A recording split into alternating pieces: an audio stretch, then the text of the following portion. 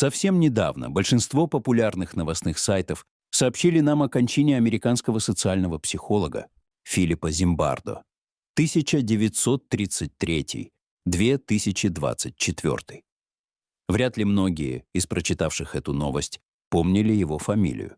Но увидев, каким нашумевшим, скандальным и не получившим даже в наше время окончательной оценки делом он руководил, люди соглашались с тем, что это событие достойно упоминания. Ведь именно Зимбардо еще в 1971 году задумал, осуществил и прервал, не доведя даже до половины намеченного срока, знаменитый Стэнфордский тюремный эксперимент. Сама идея эксперимента возникла в руководстве военно-морского флота США. Участившиеся конфликты в тюрьмах ВМФ плюс постоянные конфликты в морской пехоте заставили американских адмиралов обратиться за помощью к науке. То, что все это начало проявляться в разгар войны во Вьетнаме, не показалось им достаточно убедительным объяснением. В итоге еще раз подтвердилось известное парадоксальное утверждение, гласящее, что для любой проблемы существует три способа ее решения: правильный, неправильный и военный. Любопытно, как вояки вообще доверили такой заказ Филиппу Зимбардо, активисту антивоенных движений и ненавистнику тюрем. Его научная репутация была достаточно высока, и заказчики, очевидно, решили, что личность роли не сыграет. Научный результат должен быть объективной истиной, и кто ее получит, неважно. Так должно быть. Но всегда ли бывает? Из 76 добровольцев было отобрано 24 участника. Все белые студенты из среднего класса. Их разделили пополам на заключенных и надзирателей, по-честному бросая монетку. Охранники сами купили себе военную униформу и деревянные дубинки. Организаторы выдали им зеркальные очки, чтобы не было видно глаз. А заключенным выдали меткалевые халаты и резиновые шлепанцы. Нижнего белья не дали и запретили носить свое. Правда, брить головы не стали. Просто велели всем натянуть нечто вроде тугих колготок, чтобы казались бритоголовыми. Плюс к этому закрепили у каждого заключенного на ноге цепочку, чтобы не забывал, кто такой. Построили и тюрьму. 3 маленькие камеры размером 1,8 на 2,7 метра. Это на 12 человек. В камере были 3 кровати, умывальник и параша. Больше ничего. Имелись еще душ и туалет, но пользоваться ими можно было только с разрешения охранников. Еще одна камера без мебели, в которой была возможность только стоять, называлась ямой. Это был карцер. Вот теперь все вроде было готово, можно начинать. Эксперимент начался с того, что к заключенным в их жилье без предупреждения ворвалась полиция и арестовала их за участие в ограблении. Им зачитали их права, сфотографировали, сняли отпечатки пальцев, раздели догола и опрыскали какой-то гадостью от насекомых, а потом переодели и загнали в камеры. В каждую из камер бросили 3 заключенных. 3 держали в запасе. Первый день прошел более-менее нормально. В половине 3-го ночи всех разбудили, выстроили в коридоре лицом к стене и провели перекличку. Все, разумеется, были на месте. Куда они денутся? Уже на 2-й день троица в одной из камер взбунтовалась, забаррикадировала койками дверь и отказалась слушаться охранников. Остальные их поддержали. Что делать охранникам? Ведь им запретили бить заключенных и оставлять их без пищи и воды. А вот залить бунтовщиков ледяной пеной из огнетушителей им никто не запрещал. Бунт был быстро подавлен, зачинщиков на несколько часов посадили в яму, а дальше все пошло так, что только успеваю удивляться. Охранники проявили недюжинную изобретательность. Такой бы напор да на благие цели. Они выделили 1 камеру для хороших заключенных. Там и кормили получше, и шпыняли поменьше, и охотнее выпускали в туалет. Прочие получали такую милость отнюдь не всегда. Иногда охранники временно переводили некоторых заключенных в привилегированную камеру, а потом распускали о них слухи, что это награда за стук. Фантазии надзирателей поражали разнообразием. Заставить отжиматься до потери сил, приказать вымыть туалет голыми руками, потребовать играть в чехарду. Как вы помните, белья заключенным не выдавали, так что халаты задирались и обнажали все такое. Поднять всех среди ночи на перекличку до часа продолжительностью — это лишь малая часть. Если они и водили заключенных в туалет, то только с бумажным пакетом на голове, чтобы ничего вокруг не видели. Поскольку охранники не знали о беспрерывном видеонаблюдении, удалось установить, что их садистские наклонности усиливались ночью, когда они думали, что их никто не видит. Те из них, которые сами не зверствовали, совершенно не пытались умерить раж своих коллег. Один из самых жестоких охранников позже вспоминал: «Я очень быстро потерял над собой контроль. Надевая очки, ты надеваешь маску, под которой скрываешь свою личность. Она позволяет вести себя так, как ты никогда не стал бы вести себя без нее». Уже на второй день один из заключенных симулировал нервный срыв, чтобы покинуть эксперимент. Но его сразу не отпустили, хотя обещали всем, что из эксперимента можно будет выйти в любой момент. Над ним сначала насмехались, называя слабаком, потом пытались заставить вернуться, обещая не наказывать, если он будет доносить на других. Он отказался и продолжал буйствовать, пока Зимбардо все-таки не решил его заменить. Пробовали покинуть эксперимент и другие заключенные. Из охранников никто. Они были готовы отказаться полностью от обещанного вознаграждения. Сумма не запредельная, но и не такая маленькая. Однако на данные им всем обещания также наплевали и оставили их в камерах. На третий день Зимбардо пришлось устроить свидание заключенных с родителями. Их прилично накормили, заставили помыться, побриться и прибраться в камерах, включили веселенькую музыку, и целых 10 минут родители могли с ними общаться. Все прошло спокойно. Одна из матерей высказала тревогу. Внешний вид сына показался ей ужасным. Зимбардо улыбнулся и ответил, что ее сын настоящий мужчина и, конечно, преодолеет трудности. Все и остались довольны пока. Эксперимент был рассчитан на 14 дней, но уже на 6-й он был прекращен.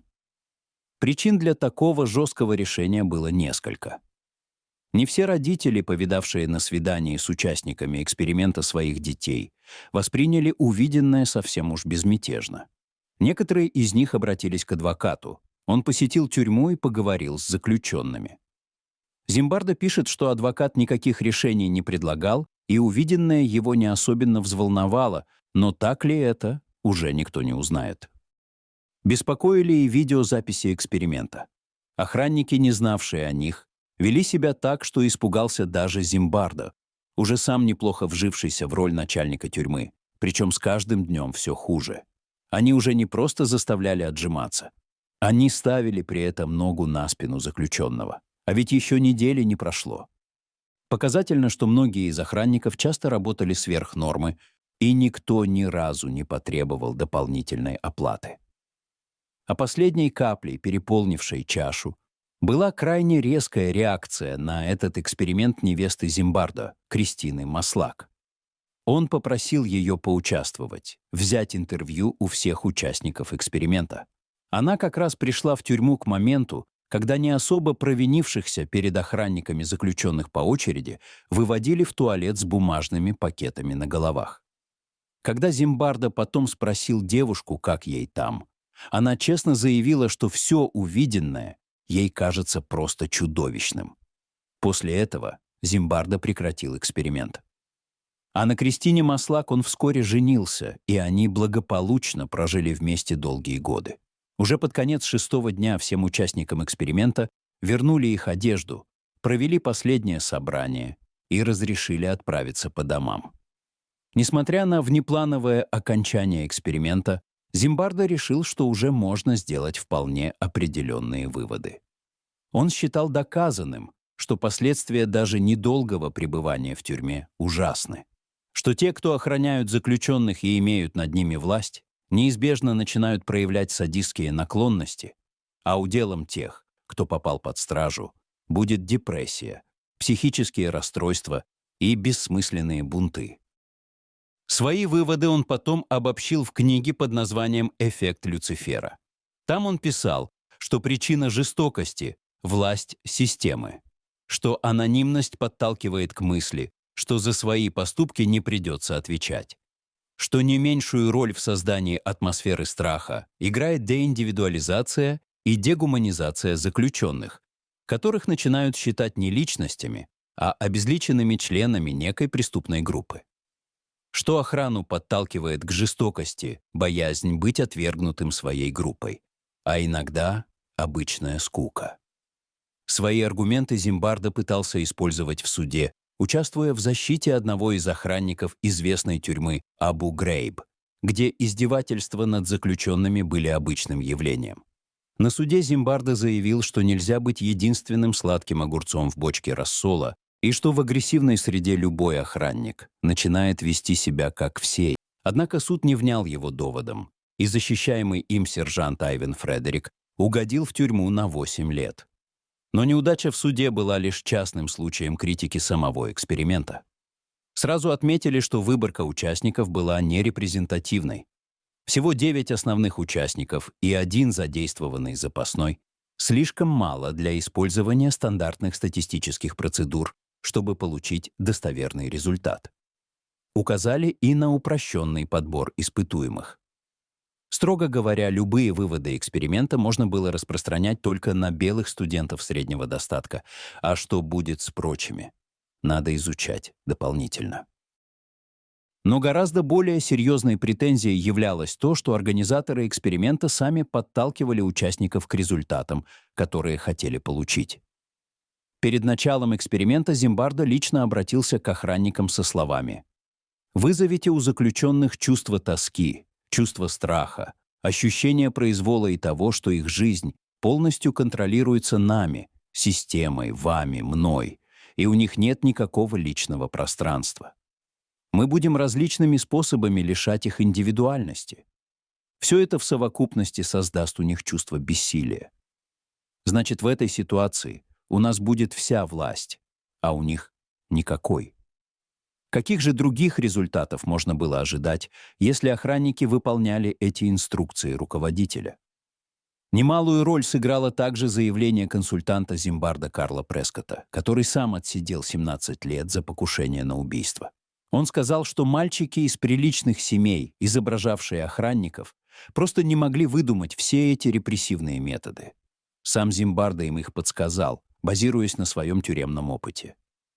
Тот пытался отрицать такую возможность, но не смог привести внятных доводов. Осудил эксперимент также известный психолог Эрих Фромм, обративший внимание на то, что в настоящей тюрьме и охранники, и заключенные в принципе несут ответственность за свои поступки, а в эксперименте заведомо нет. Слишком велика роль руководителя, задающего модель поведения. Да и с воспроизводимостью эксперимента возникли проблемы. В похожем исследовании британских психологов Райхера и Хазлема избегали рекомендаций охранникам проявлять жестокость, и в результате они ее не проявляли. В общем, научные результаты Стэнфордского тюремного эксперимента подвергаются обоснованным сомнениям. Доверие к его результатам падает. Из программ по психологии начали убирать его упоминания. А вот в массовой культуре он по-прежнему на коне. В 2015 году о нем сняли фильм, премированный на ряде фестивалей. Часто вспоминают о нем в литературе, но не в научной, а в художественной и научно-популярной. А для Филиппа Зимбардо и Кристины Маслак этот эксперимент стал началом счастливого брака. Совет им да любовь. Спасибо, что досмотрели до конца. Если вам было интересно, поставьте лайк, подпишитесь на канал и включите уведомления, чтобы не пропустить новые истории. Пишите в комментариях, что вы думаете об этом эксперименте. Ваше мнение важно и помогает развивать канал. Поделитесь этим видео с друзьями, чтобы больше людей узнали правду.